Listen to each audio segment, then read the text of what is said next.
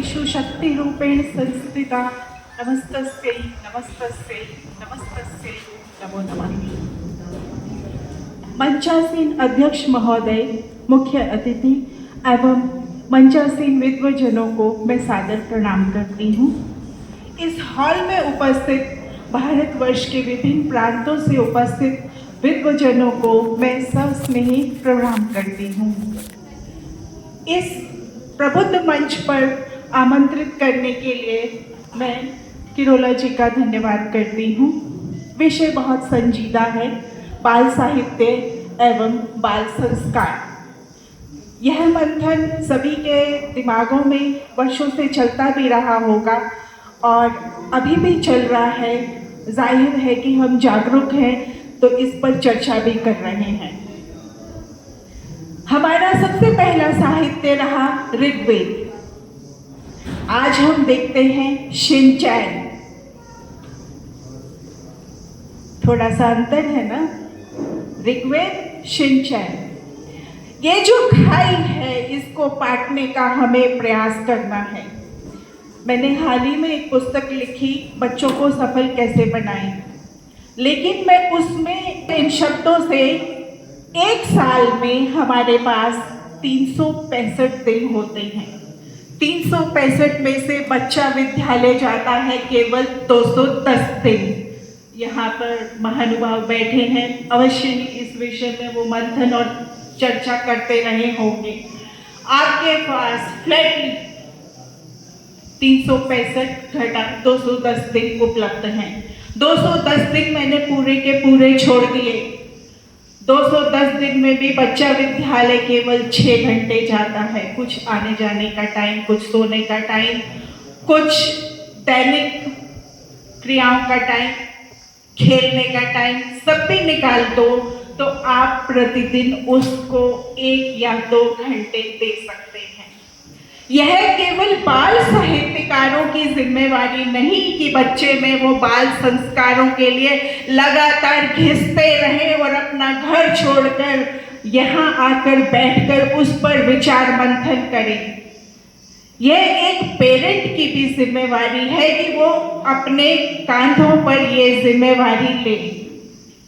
ये स्कूल के प्रधानाचार्य की जिम्मेवारी तो है ही, अध्यापक की जिम्मेवारी तो है ही, लेकिन एक पेरेंट जो बुढ़ापे में ये बोले कि मेरे बच्चे मेरी सुनते नहीं, उनसे मैं ये पूछना चाहूंगी कि ये जो हिसाब किताब मैंने आपको दिया, इसमें आपने क्या किया?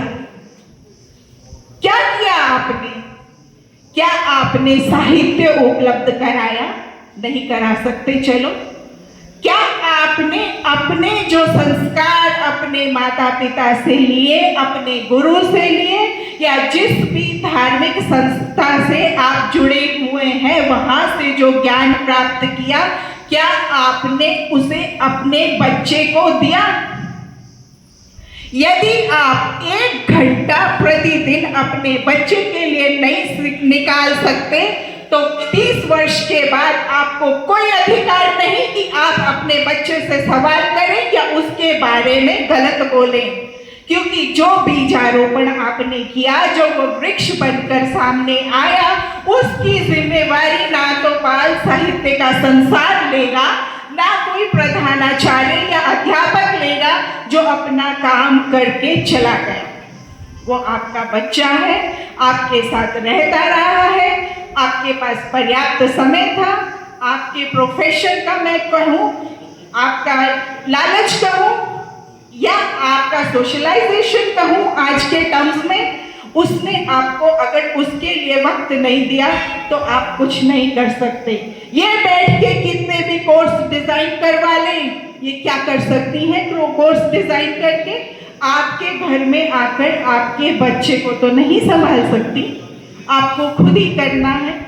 मैंने एक डायरी में करीब 10-11 पॉइंट का अपना मैटर तैयार किया था।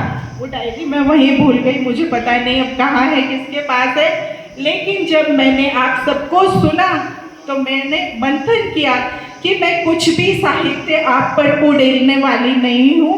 जो भी बातें हैं ये बहुत प्रैक्टिकल हैं। आयरलैंड में स्कूल के बच्चों से मेरी बात हुई। वहाँ 4 वर्ष के शैक्षिक अनुभव के बाद एक विद्यार्थी के रूप में जब वो 4 वर्ष की शिक्षा ग्रहण कर लेता है, 5वां वर्ष उसका प्रोफेशनल कोर्स का होता है, व्यवसायिक पाठ्यक्रम उसको पढ़ाया जाता है। 18 वर्ष का होते होते बच्चा अपने लिए खुद कमाने लगता है।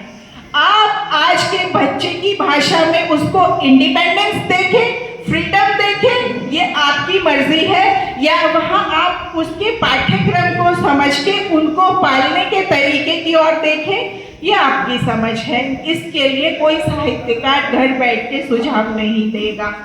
मैं एक साहित्यकार की तरह अपनी जिम्मेवारी पेरेंट्स में, माता पिता में बांटना चाहूंगी कि वो आगे आए और इस दिशा में काम करें। 2 और बातों के साथ जो मुझे मुख्य लगी, मैं अपने शब्दों को विराम दूंगी। पहला, डिजिटलाइजेशन। हम जो भी काम कर रहे हैं उसका डिजिटलाइजेशन होना चाहिए।